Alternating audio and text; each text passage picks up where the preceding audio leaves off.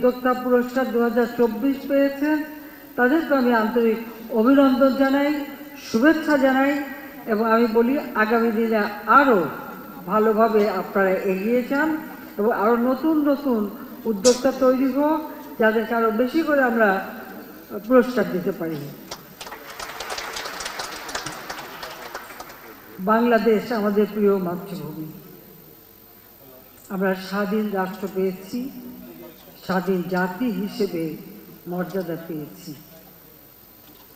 আমাদের মহান নেতা, সর্বকালের সর্বশ্রেষ্ঠ বাঙালি জাতির পিতা বঙ্গবন্ধু শেখ মুজিবুর রহমান আমাদের এই অধিকার অর্জন করে দিয়েছেন।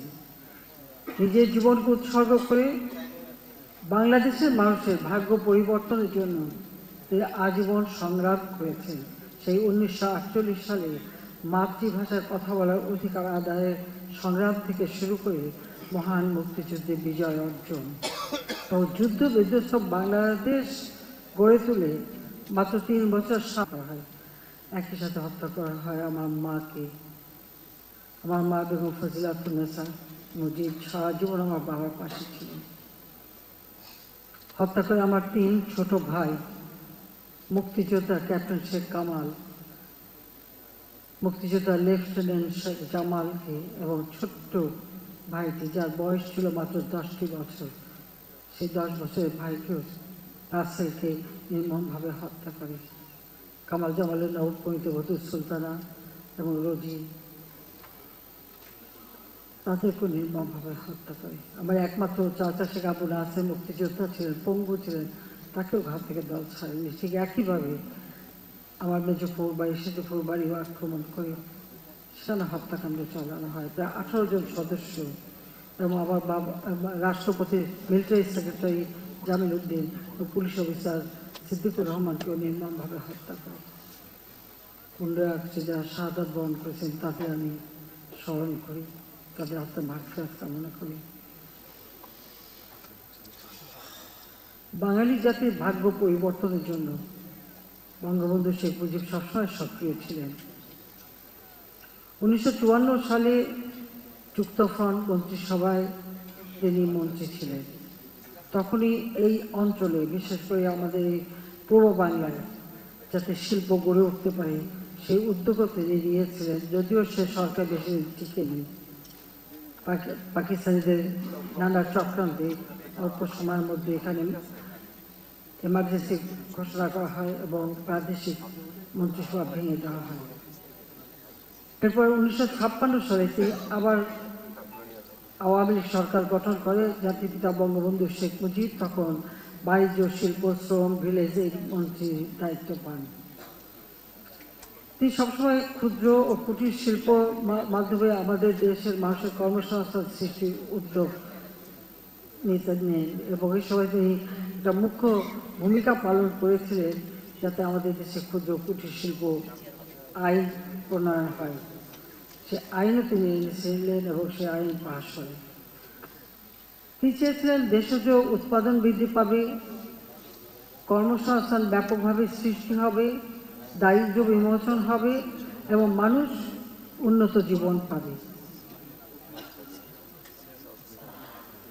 তিনি যে পদক্ষেপগুলি নিয়েছিলেন পরবর্তীকালে তার নেতৃত্বে যখন আমরা স্বাধীনতা অর্জন করি, মাত্র 9 মাসের মধ্যে তিনি আমাদের একটি সংবিধান উপহার দেন। আর এই সংবিধানে মানুষের সকল মৌলিক চাহিদার কথা উল্লেখ করা আছে। সেই সাথে সাথে একেবারে গ্রাম থেকে শুরু করে সকল মানুষের ভাগ্য পরিবর্তনেরও দিক নির্দেশনা দেওয়া আছে এবং সেখানে তিনি বাংলাদেশ তৈরি আগে যে ক্ষুদ্র শিল্প এবং ক্ষুদ্র মাঝারি শিল্প এগুলি গড়ে তোলার যে পদক্ষেপ নিয়েছিলেন সেটারই সুফল পরবর্তীতে আমরা পাই। তিনি সেই কর্পোরেশন যেটা প্রতিষ্ঠা করে দিয়ে যান, আইনটা পাস করে দিয়ে যান, সেই আইনের ভিত্তিতেই এই এসএমই ফাউন্ডেশনই গড়ে ওঠে। বিশেষ করে অ্যাকচুয়ালি এটা ছিল কুটির শিল্প কর্পোরেশন তিনি প্রতিষ্ঠা করেছিলেন।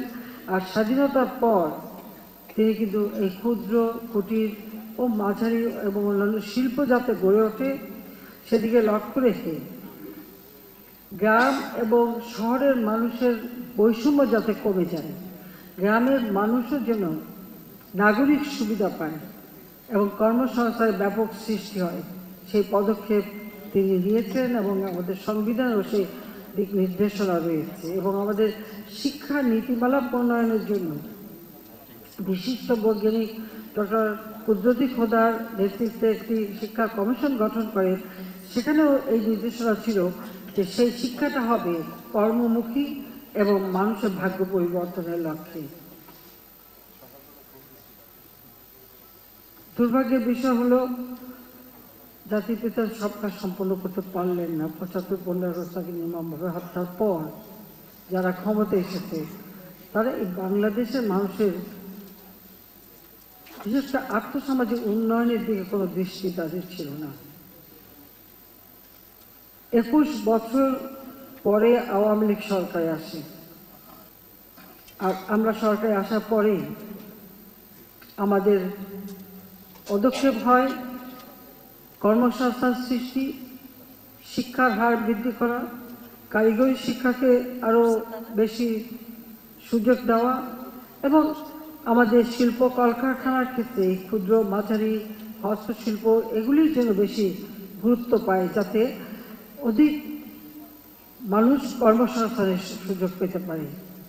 সেই পদক্ষেপ আমরা নিয়েছিলাম এবং কর্মসংস্থান ব্যাংক নামে একটি ব্যাংকও প্রতিষ্ঠা করে দিই, যেখানে একজন তরুণ, সে শিক্ষিত হোক বা অল্প শিক্ষিত হোক, যে কোনো একজন উদ্যোক্তা বিনা জামানতে ওই ব্যাংকের থেকে ঋণ নিতে পারে। তা ছিল প্রথম ১ লক্ষ টাকা, পরবর্তীতে আমরা বৃদ্ধি করেছিলাম। আমরা শিক্ষা সাক্ষরতার হার বাড়াবার জন্য বিভিন্ন পদক্ষেপ নিই। প্রতিটি জেলা যেন নিরক্ষরতা মুক্ত হয়, মোবাইল ফোন উন্মুক্ত করে দিই সকলের হাতে হাতে। ব্যাপকভাবে বেসরকারি খাতকে আমরা আরও উন্মুক্ত করি। আজকে ব্যাংক, বিমা, আমাদের টেলিভিশন, রেডিও, সেই সাথে সাথে আবার এয়ারলাইন্সগুলি, বিমান, হেলিকপ্টার সার্ভিস থেকে শুরু করে বাংলাদেশের বিভিন্ন খাতে আমরা বেসরকারি খাতকে আরও সুযোগ সৃষ্টি করে দিই এবং উদ্যোক্তা হিসেবে আমাদের তরুণ সমাজ যাতে গড়ে ওঠে। আমরা কারিগরি শিক্ষা, ভোকেশনাল ট্রেনিংয়ের উপর বেশি জোর দিই। শুধু গতানুগতিক শিক্ষা না, এই সাথে সাথে কর্মযোগ্য শিক্ষা যাতে হয় সেই পদক্ষেপই আমরা নিয়েছিলাম।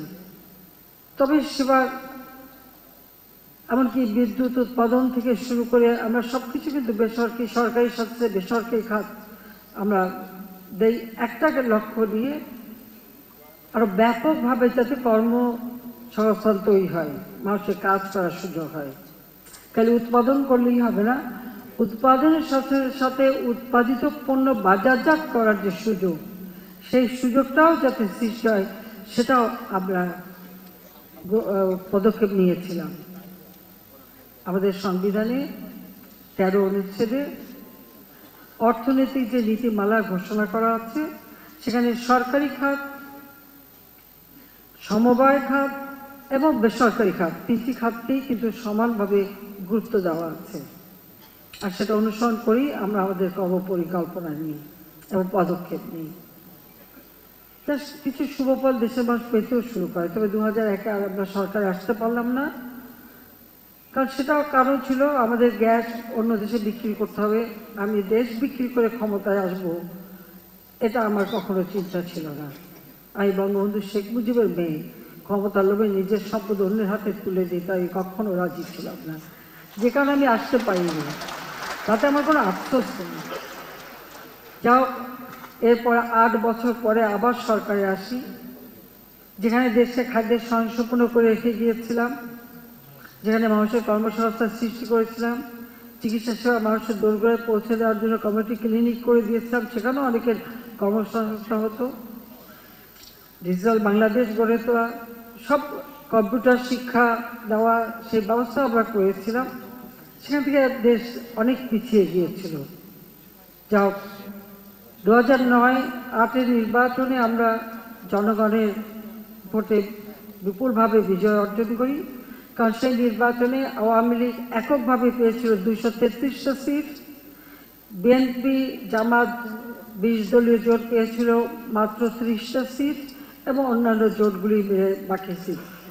এইভাবে আমরা সরকার গঠন করার পর থেকে আবার আমরা উদ্যোগ নিই যে কীভাবে আমাদের দেশকে আরও উন্নত করা যায়, এবং আমাদের পরিকল্পনা আমরা যখন বিরোধী দলে থাকি তখনই আমাদের কর্ম পরিকল্পনা আমরা প্রণয়ন করি, যে আমাদের অর্থনৈতিক নীতিমালা প্রণয়ন করি এবং তা আমরা বাস্তবায়ন শুরু করি, এবং আমরা স্বল্পমেয়াদী, আশুকরণীয়, স্বল্পমেয়াদী, মধ্যমেয়াদী, দীর্ঘমেয়াদী পরিকল্পনা হাতে নিয়ে সেই পরিকল্পনা বাস্তবায়ন শুরু করি।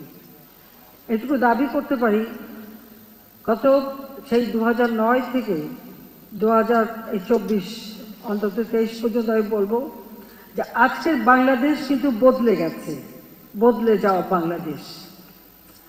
অবকাঠামোগত উন্নয়ন, যোগাযোগ ব্যবস্থা, ডিজিটাল সিস্টেম, কর্মসংস্থান প্রতিটি ক্ষেত্রে কিন্তু ব্যাপক অগ্রগতি সাধিত হয়েছে। সেই জায়গা থেকে আমাদের সামনের দিকে এগিয়ে যেতে হবে, আর সেটা যেতে হলে আমি সবসময় মনে করি যে আমাদের কৃষি ভিত্তিক অর্থনীতি, কৃষি আমাদের প্রয়োজন, কৃষি উৎপাদন বৃদ্ধি করতে হবে। 96 সালে সরকার এসেই আমি তার উপর গবেষণার উপরে গুরুত্ব দিই, আলাদা বাজেট রাখি এবং সেইভাবে প্রণোদনা দিই, এবং সেই গবেষণার মাধ্যমে সেই সময় প্রথম দেশে খাদ্যের স্বয়ংসম্পূর্ণ করি। 40 লক্ষ মেট্রিক টন খাদ্য ঘাটতি পূরণ করে খাদ্যের স্বয়ংসম্পূর্ণ অর্জন করেছিলাম। 2009 সরকার গঠন করে দেখি আবার 26 লক্ষ মেট্রিক টন খাদ্য ঘাটতি। এখানে নীতির ব্যাপারে কিন্তু একটা প্রশ্ন রয়েছে, কারণ যেই দিন আমি পার্লামেন্টে ঘোষণা দিয়েছিলাম যে আজকে থেকে বাংলাদেশ খাদ্যের স্বয়ংসম্পূর্ণ, তখন বিএনপি বিরোধী দলে খালেদা জিয়া বসেছিলেন, তার সাবেক অর্থমন্ত্রী সাইফুর রহমান সাহেব উঠে দাঁড়িয়ে বললেন, স্বয়ংসম্পূর্ণ হওয়া ভালো না, খাদ্যের স্বয়ংসম্পূর্ণ হলে খাদ্য সাহায্য পাওয়া যাবে না। আমি একথা শুনে আমি নিজে উঠলাম, উঠে বললাম, কারো কাছে ভিক্ষা করে বাংলাদেশের মানুষ চলবে না।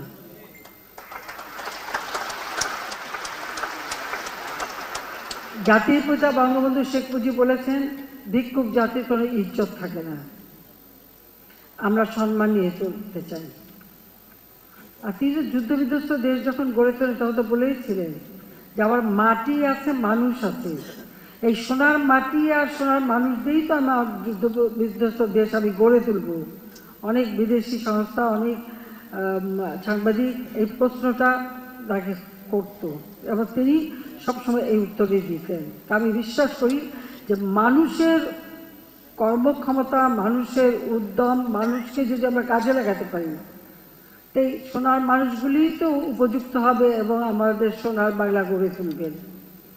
আজকে আমরা কিন্তু অনেক দূর এগিয়ে গেছি, অন্তত এই 15 বছরে বাংলাদেশ অনেক এগিয়ে গেছে। তবে এই ক্ষেত্রে আমি মনে করি যে আমাদের এবং কৃষি যান্ত্রিকীকরণের কথাটাও কিন্তু জাতির পিতা বঙ্গবন্ধুই শুরু করেছেন এবং সেটাও তিনি বলেছেন।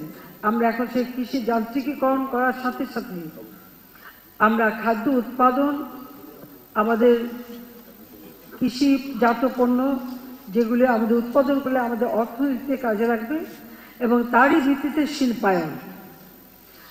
এর পাশাপাশি যদি শিল্পায়ন না হয় তাহলে কর্মসংস্থান সৃষ্টি হবে না বা আমরা এগোতে পারবো না।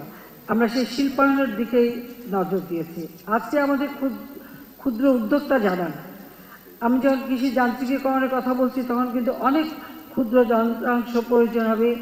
এই কৃষিকাজের জন্যই যে সমস্ত যন্ত্র ব্যবহার হবে তার বিভিন্ন পার্টস, বিভিন্ন কিছু উৎপাদন করতে হয়। তাছাড়া দেশে বিদেশে যে সমস্ত জায়গায় নানা রকম শিল্প কলকারখানা গড়ে ওঠে তার ক্ষুদ্র যন্ত্রাংশ, সেগুলি কিন্তু বাজারি যন্ত্রাংশ, এগুলি কিন্তু প্রয়োজন হয়।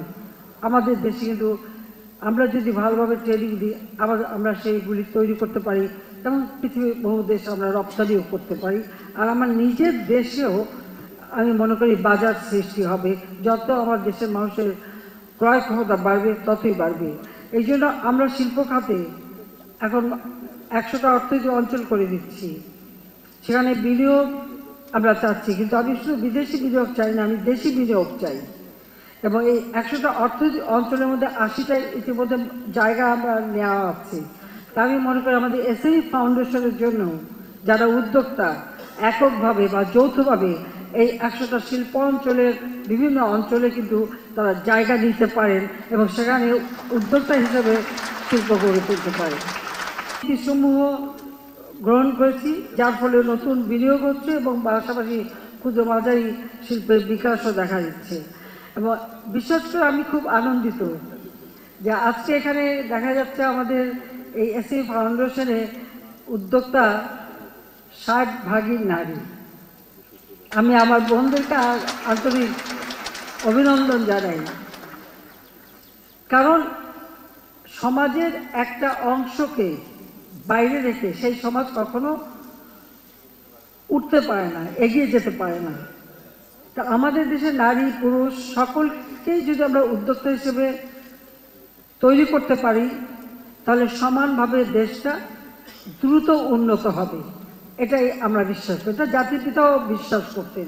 তিনি বলতেন যে একটা মেয়ের অধিকার তখনই প্রতিষ্ঠিত হবে যখন সেই মেয়ে নিজের পায়ে দাঁড়াতে পারবে, নিজে আর্থিকভাবে স্বাধীনতা পাবে, নিজের অর্থ উপার্জন করতে পারবে, তো সমাজের সংসারে তারই সম্মানটা থাকবে।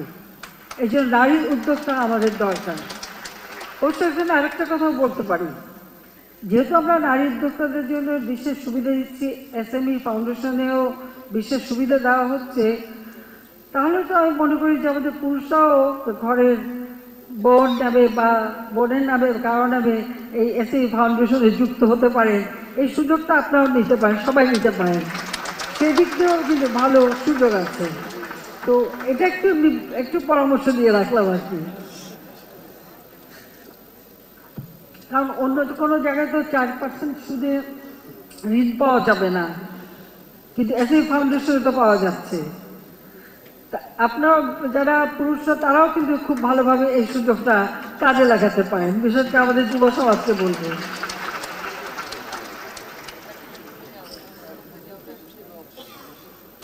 আমরা চাই যে আমাদের শিল্প খাতে আরো উদ্যোক্তার সৃষ্টি হোক, যা আমাদের অর্থনীতিতে ভালো অবদান রাখবে।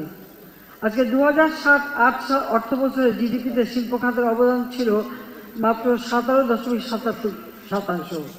আজকে 2022-23 অর্থ বছরে তা বেড়ে 37.56% উন্নীত হয়েছে।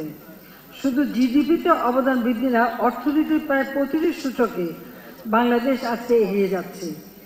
আমাদের মাথাপিছু আয় 2,793 মার্কিন ডলারে উন্নীত হয়েছে, যা 2005-06 অর্থাৎ বিএনপি সরকারের আমলে ছিল মাত্র 543 মার্কিন ডলার। আর সেখানে আজকে আমরা 2,793 মার্কিন ডলারে উন্নীত হয়েছে। হয়তো আমরা আরও উন্নতি করতে পারতাম যদি না এই ইউক্রেন রাশিয়া যুদ্ধ, স্যাংশন, কাউন্টার স্যাংশন না হতো। আজকে এর কারণেই অনেকটা, তার উপর কোভিড-19 অতিমারি, সমস্ত কাজ বন্ধ, রপ্তানি বন্ধ, আমদানি বন্ধ, এই যে স্থবিরতা সারা বিশ্ব অর্থনীতিকে আজকে মূল্যস্ফীতি এবং নানা রকম সমস্যার সৃষ্টি করেছে। বাংলাদেশও কেবল আমরা এগিয়ে যাচ্ছিলাম, সেখানে আমাদের এমনকি মাথাপিছু আয় আমরা কিন্তু আরও বৃদ্ধিও করেছিলাম, কিন্তু এই ধাক্কাটা আজকে আমাদের উপরে এসে পড়েছে। এই সাথে আবার যুক্ত হয়েছে, আপনারা দেখেছেন যে প্যালেস্টাইন গাজায় কীভাবে ইহুদিরা গণহত্যা চালাচ্ছে, তার এরপর পণ্য পরিবহন, সঞ্চালন, বিদেশের প্রত্যেকটা জিনিসের দাম, যেগুলো আমাদের আমদানি করতে, সব কিছুর দাম বেড়েছে, যার একটা প্রভাব আমাদের দেশে পড়ছে, যেটা মূল্যস্ফীতিতে বিরাটভাবে বাধা সৃষ্টি করছে। মূল্যস্ফীতি বৃদ্ধি পেয়েছে, যদি এটাকে আমরা আরও নিয়ন্ত্রণ করবার আপ্রাণ চেষ্টা করছি। সেটা একমাত্র করতে পারবো যত আমরা নিজস্ব উৎপাদন বাড়াতে পারবো। আমরা চাই আমাদের দেশটা আরো এগিয়ে যাক। আমরা আমাদের শিল্প খাতকে পরিবেশ বান্ধব করতে চাই, কারণ শিল্প খাত একান্তভাবে পরিবেশ বান্ধব হওয়া উচিত। যারা যেখানেই কোনো শিল্প গড়ে তুলবেন অবশ্যই লক্ষ্য রাখবেন যে আপনার এই শিল্পের বর্জ্য যেন নদীতে না পড়ে, পানিতে না হয়, কোনো আমাদের পানিতে যেন কোনো রকম পলিউশন না হয়, মাটিতে পলিউশন না হয়, সেদিকে বিশেষভাবে দৃষ্টি দেওয়ার জন্য আমি অনুরোধ জানাচ্ছি। কারণ আমাদের দেশের আসলে জনসংখ্যার দিক থেকে ভৌগোলিক সীমারেখায় অত্যন্ত ছোট, জনসংখ্যার দিক থেকে বিশেষ বড়। সেই ক্ষেত্রে আমাদের নিজেদের দেশের পরিবেশ, নিজেদের দেশের সব কিছু অত্যন্ত পরিকল্পিতভাবে হওয়া উচিত, স্বাস্থ্যসম্মত হওয়া উচিত, সাথে সাথে জলবায়ুর অভিঘাত থেকে যেন আমরা ক্ষতিগ্রস্ত না হই সেদিকে সকলকে দৃষ্টি দিতে হবে। শিল্প আমাদের গড়ে তুলতে হবে, কিন্তু শিল্প বর্জ্য ব্যবস্থাপনা অবশ্যই সকলকে করতে হবে এবং সেটা মেনে নিতে হবে। একটু সামান্য একটু কেমিক্যাল ব্যবহারে ওই পয়সাটা বাঁচাতে যে দেশের সর্বনাশ আর সাথে নিজের সর্বনাশটা কেউ করবেন না, সেটা আমার অনুরোধ থাকবে। কেন আমরা তো চাই শিল্প গড়ে উঠুক, কিন্তু পাশাপাশি এই দিকটাও দৃষ্টি দিতে হবে। আমাদের যারা শ্রমিকরা কাজ করে তাদের দিকেও সকলের আন্তরিক হতে হবে। আপনি যদি বেশি কাজ চান তাহলে তাদেরকে সেই কর্ম পরিবেশ তৈরি করে দিতে হবে। শুধু হুকুম দেওয়া হয় না, যা আপনি হুকুম দিয়ে অর্জন করতে পারবেন, ভালোবাসা দিয়ে তার থেকে অনেক বেশি অর্জন করতে পারবেন। আস্থা বিশ্বাস অর্জন করে আরো বেশি আপনি কাজ করিয়ে দিতে পারবেন। সেদিকে অবশ্যই সবাইকে দৃষ্টি দিতে হবে, আমি সেটা বলবো। কারণ কর্ম পরিবেশ তৈরি করা, শ্রমিকদের যারা শ্রম দেবে তাদের নিরাপত্তা নিশ্চিত করা, তাদের জীবন মান যাতে উন্নত সেদিকে দেখা, সেগুলো দেখতে হবে সকলকে, তাহলে আপনি আরো বেশি কাজ নিতে পারবেন। আমরা ইতিমধ্যে যোগাযোগ ব্যবস্থায় আজকে ডিজিটাল বাংলাদেশ, সারা বাংলাদেশেই আমাদের একটা ডিজিটাল সিস্টেম রয়ে গেছে। আমরা ওয়াইফাই কানেকশন বাংলাদেশব্যাপী দিয়েছি, ব্রডব্যান্ড কানেকশন প্রায় প্রতি ইউনিয়নে আমরা পৌঁছে দিচ্ছি। বঙ্গবন্ধু স্যাটেলাইট 1 আমরা উৎক্ষেপণ করেছি।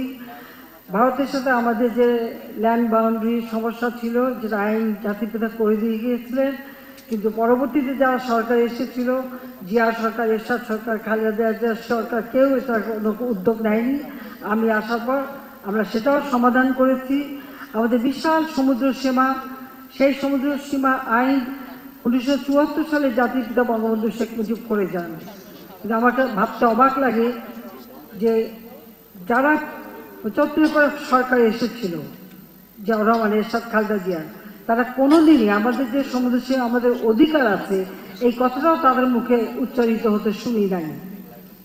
যেহেতু আমি জানতাম, আমি বিশেষজ্ঞদের সঙ্গে সবসময় পরামর্শ করেছি। আমি সরকার এসেই প্রথমবার থেকে উদ্যোগ নিয়েছিলাম, মাত্র 5 বছর করতে পারিনি। দ্বিতীয়বার আমরা উদ্যোগ নেই এবং জাতির পিতা বঙ্গবন্ধু 74 সালে এই আইনটা করেন, আর জাতিসংঘ করে 1982 সালে। আমরা যখন সরকার গঠন করি আমি আনক্লজে সই করে আসি, তারপরে মাঝখানে 8টা বছর নষ্ট হয়ে যায়। 2009 এসে আমরা উদ্যোগ নিই এবং এই যে বিশাল সমুদ্র সীমা আমরা পেয়েছি, এখানে আমাদের সমুদ্র সম্পদ, সেগুলো আমাদের কাজে লাগাতে হবে। এখানে কিন্তু অনেক জিনিস কিছু আছে যা আমরা আহরণ করতে পারি। এখানে কিন্তু আমাদের এই উদ্যোক্তারা কাজ করতে পারে বিভিন্ন অঞ্চলে অঞ্চলে। ইতিমধ্যেই যেমন কক্সবাজার ক্রুজ স্কুলে সি উইড তৈরি করা, এটা কিন্তু শুরু হয়ে গেছে, কিছু কিছু ক্ষেত্রে কেউ কেউ করছে, আমরা তাদেরকে উৎসাহিত করছি। কাজে এরকম আমাদের বহু ক্ষেত্র আছে যেখানে আমাদের কাজ করবার সুযোগ আছে। আর আমাদের বাংলাদেশের যে ভৌগোলিক অবস্থান, আমাদের এক এক অঞ্চলে এক এক ধরনের পণ্য উৎপাদন হয়। এই যে অঞ্চলে যেটা বেশি উৎপাদন হবে সেটা যদি আমরা সেভাবে প্রক্রিয়াজাত করতে পারি, আমাদের নিজের দেশের চাহিদা বাড়ছে, মানুষের ক্রয় ক্ষমতা বেড়েছে গ্রাম পর্যায়ে পর্যন্ত। সেখানে যেমন আমাদের নিজস্ব বাজার সৃষ্টি হচ্ছে, আবার বিদেশে রপ্তানি করার সুযোগ আছে। কাজে সেই দিকে দৃষ্টি রেখেই উদ্যোক্তা নেওয়া উচিত। আমরা ইতিমধ্যেই যেগুলি আধুনিক মানে যাতায়াত ব্যবস্থা, একদিকে ডিজিটাল বাংলাদেশ সেটা করে দিয়েছি, সেই সাথে গভীর সমুদ্র বন্দর আর নতুন সমুদ্র বন্দর আমরা নির্মাণ করছি। গভীর সমুদ্র বন্দর সেটা কক্সবাজারে মহেশখালী মাতারবাড়ি সেখানেও নির্মিত হচ্ছে। নতুন আর একটা সমুদ্র বন্দর পায়রা বন্দর আমরা করে দিচ্ছি। তাছাড়া বঙ্গবন্ধু টানেল কর্ণফুলী নদীর তলদেশ থেকে এখন গাড়িও যেতে পারে, কাজে সেটাও চট্টগ্রামবাসী খুবই খুশি। তারা গানও বানিয়েছে, দৈর্যের তলে চলের গাড়ি, কাজে সেটাও করে দিয়েছি। পদ্মা বহুমুখী সেতু, এটা নিয়ে যথেষ্ট আমাদের উপর নানা ধরনের চাপ ছিল। আপনারা জানেন, কোনো এক ব্যক্তির সামান্য একটা এমডির পদের লোভে পদ্মা সেতু টাকা বন্ধ করে, তখন সিদ্ধান্ত আমাদের উপরে দোষারোপ করে দুর্নীতির। আমি চ্যালেঞ্জ দিয়েছিলাম এবং বলেছিলাম যে কারো টাকা না, নিজের টাকায় পদ্মা সেতু করবো।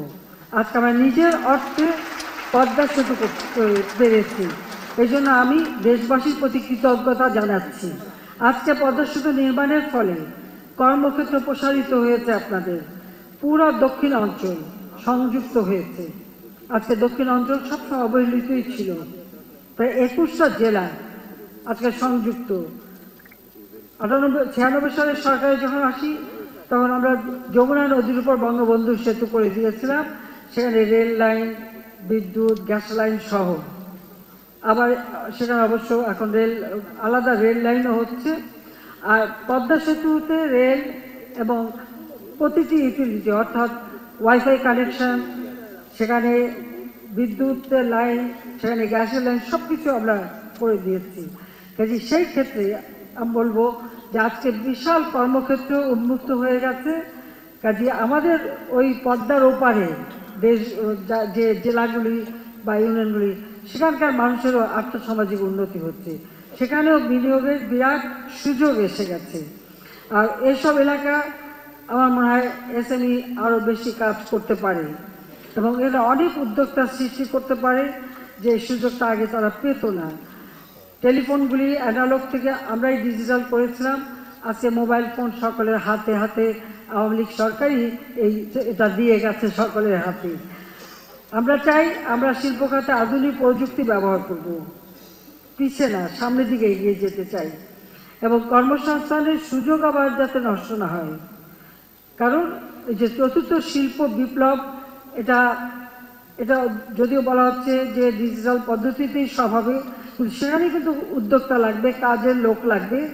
কিন্তু পাশাপাশি আমরা যখন পদক্ষেপ নিব আমাদের এটা মাথায় রাখতে হবে, বিশেষ করে এসি ফাউন্ডেশনকে এটা খেয়াল রাখতে হবে, শিল্প মন্ত্রণালয়কে এটা খেয়াল রাখতে হবে যে শ্রম ঘন শিল্প যেন আমাদের দেশে গড়ে ওঠে। কারণ আমার দেশের মানুষকে কাজ দিতে হবে, এই জন্য আমার শ্রম ঘন শিল্প গড়ে তোলার দিকে বেশি মনোযোগী হতে হবে। ইতিমধ্যে এসআই ফাউন্ডেশনে যেটা মানে 25% ছিল, এখন 32% উন্নীত করার নির্ধারণ করা হয়েছে। তাছাড়া স্বল্প মধ্য ও দীর্ঘমেয়াদী কর্মপরিকল্পনা প্রণয়ন করা হয়েছে। আমি আমাদের শিল্প মন্ত্রণালয়কে আন্তরিক ধন্যবাদ জানাই। আমরা 2024 সালে বাজেট দিয়েছি। আমরা যে প্রেক্ষিত পরিকল্পনা 2021 থেকে 41 সেটা আমরা প্রণয়ন করেছি।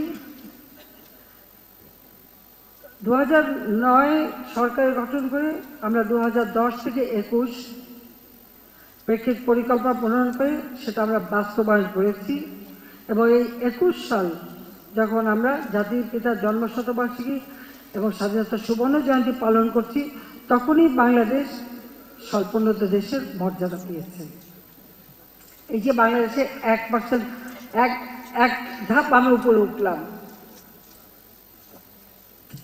তবে এই এত ঘাত প্রতিঘাত এত কিছুর মাঝেও আমরা কিন্তু সেটা ধরে রাখতে পেরেছি। 2024 সালে জাতিসংঘ কর্তৃক আবার এটা মানে পুনরায় পরীক্ষা করা হয়েছে। আমরা এখনো এই জায়গায় আছি। 2026 সাল থেকে উন্নয়নশীল দেশ হিসেবে আমাদের যাত্রা শুরু। সেখানেই আমাদের পরিকল্পনা আরও নিতে হবে। আর প্রেক্ষিত পরিকল্পনা আমরা যেটা করেছি 21 থেকে 41, আমি ধন্যবাদ জানাই আমাদের শিল্প মন্ত্রণালয়কে। তারা অন্তত এই আমাদের মানে 2024 থেকে 2028 পর্যন্ত শিল্পের যে কর্ম পরিকল্পনাটা করেছেন, এখনই আমি যেটা মানে উদ্বোধন করলাম, এই কর্ম পরিকল্পনা প্রণয়ন করার জন্য আমি শিল্প মন্ত্রণালয়কে আন্তরিক ধন্যবাদ জানাচ্ছি।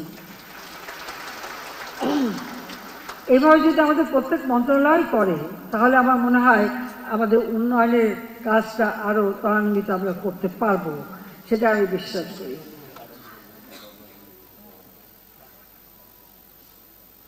আমি আর বেশি কিছু না বলে এটুকু বলবো যে বাংলাদেশ আজকে এগিয়ে যাচ্ছে, আর সেই ক্ষেত্রে আমাদের নতুন নতুন উদ্যোক্তা সৃষ্টি করতে হবে। সেখানে আমার যুব সমাজ, তরুণ সমাজকে আমি এটাই বলবো, কোনো মতে একটা পাস করি চাকরির পিছনে ছুটে না বেরিয়ে নিজে উদ্যোক্তা হয়ে নিজেই চাকরি দেবার যোগ্যতা অর্জন করতে হবে। এই ক্ষেত্রে আমরা যেমন স্টার্ট আপ প্রোগ্রাম, এই স্টার্ট আপ প্রোগ্রাম এখানেও কিন্তু আমরা বিশেষ সুবিধা দিচ্ছি, আলাদা বাজেট থাকছে। এখন বিভিন্ন ক্ষেত্র থেকে আমরা যে সুবিধাগুলি দিচ্ছি ছেলে মেয়েদেরকে, সেটা তাদেরকে গ্রহণ করতে হবে। আর বিশেষ করে আমাদের নারীদের আরও উদ্যোক্তা হতে হবে। কর্মক্ষেত্রে নারীদের যে অবদান সব কিছু আবার হিসাবে নেওয়া হয় না। গৃহস্থলী যারা করে তার পাশাপাশি তারা কিছু উৎপাদনমুখী কাজও করে, সেটাও হিসেবে নিতে হবে। আর নারী উদ্যোক্তাদের আরও সুযোগ সৃষ্টি করে দিতে হবে, যাতে আরও বেশি করে সকলে যৌথভাবে কাজ করতে পারে, সেই ব্যবস্থা আমাদের করতে হবে। আমরা এই বছরটাকে হস্তশিল্পের বছর হিসেবে, বর্ষপণ্য হিসেবে হস্তশিল্পকে আমরা ঘোষণা দিয়েছি। কারণ এই হস্তশিল্পগুলি আসলে এটা সকল মানুষেরই কাজে লাগে।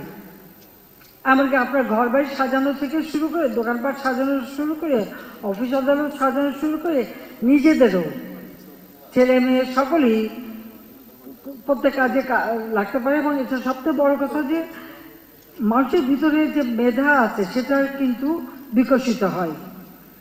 কাজে সেই জন্য আমরা এটাকে বেশি সুযোগ দিচ্ছি। এবং আপনারা জানবেন এখন বিদেশে কিন্তু কোনো পণ্য রপ্তানি করতে গেলে যদি কিছু হস্তশিল্প হয় সেটা কিন্তু আলাদা কদর আছে, সেটা আমাদের মাথায় রাখতে হবে। কাজে আমাদের শুধু রপ্তানি বহুমুখীকরণ করতে হবে, পাশাপাশি আমার দেশের ভিতরে অভ্যন্তরীণ বাজার যাতে সৃষ্টি হয় তার জন্য দারিদ্র্য বিমোচন করে মানুষের ক্রয় ক্ষমতা বাড়ানো, সেদিকে বিশেষ দৃষ্টি রেখেই আমাদের অর্থনৈতিক নীতিমালা আমরা বাস্তবায়ন করে যাচ্ছি। আমি চাই যে এভাবেই আমরা যেন এগিয়ে যেতে পারি।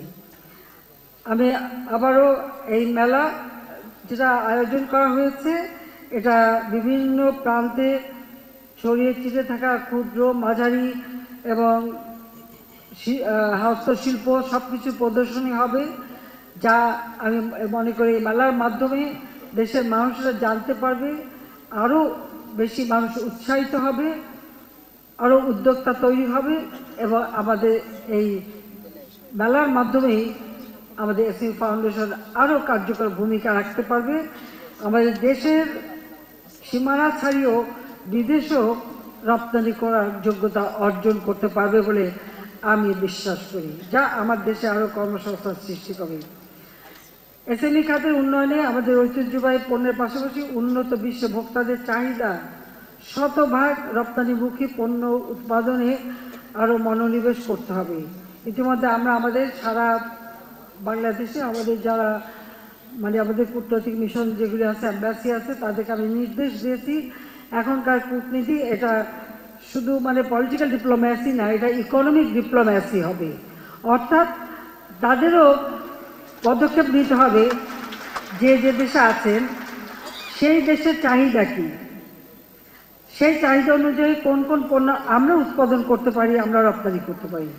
পাশাপাশি আমাদের বিনিয়োগ যাতে আসে, বিদেশ থেকে যেন এখানে বিনিয়োগ আসে, আমাদের দক্ষ জনশক্তি আছে, কাজে সেই বিনিয়োগ করেও যেন তারা রপ্তানি করতে পারে। কাজে এই দিকটাই তারা আরও ব্যবসা বাণিজ্যের প্রসার যাতে করতে পারে, সেই বিষয়টা ইতিমধ্যে আমরা নির্দেশ দিয়েছি, সেইভাবেই কিন্তু কাজ করছে। যা আমি একটু বলবো যে আমাদের দেশকে এগিয়ে যাওয়ার জন্য আর আমাদের ক্ষুদ্র উদ্যোক্তা যারা, তাদেরকেই আমি বেশি মনে করি গুরুত্ব দেওয়া উচিত, কারণ তারাই একসময় বড় শিল্পে পরিণত হবে, ছোট থেকে শুরু করে বড় হয়ে যাবে, সেটাই আমি চাই। আমার বিশ্বাস দেশীয় এসএমই শিল্পের উন্নয়নে এই মেলা ক্রমান্বয়ে আন্তর্জাতিক মাত্রা পাবে এবং এর ফলে দেশীয় পণ্যের প্রসারও ঘটবে, নতুন নতুন শিল্প স্থাপন, কর্মসংস্থান সৃষ্টি এবং সামগ্রিক অর্থনৈতিক উন্নয়নে বিশেষ অবদান রাখবে বলে আমি বিশ্বাস করি। দেশের বিভিন্ন এলাকা থেকে যারা এখানে উদ্যোক্তারা সক্রিয়ভাবে অংশগ্রহণ করেছেন এবং এই মেলাকে আরও সাফল্য করবার জন্য এখানে উপস্থিত হয়েছেন, সবাইকে আমার আন্তরিক অভিনন্দন জানাই, ধন্যবাদ জানাই। আর এই মেলা আয়োজনের সাথে এসএমই ফাউন্ডেশন সহ সংশ্লিষ্ট সকলকে আমি জানাই যে যাতে আপনাদের আন্তরিক ধন্যবাদ জানাচ্ছি যে মেলাটা আয়োজন করার জন্য আর আমাকে দাওয়াত দেওয়ার জন্য, সেজন্য আমি ধন্যবাদ জানাচ্ছি। আমি 11তম জাতীয় এসএমই পণ্য মেলা 2024-এর শুভ উদ্বোধন ঘোষণা করছি।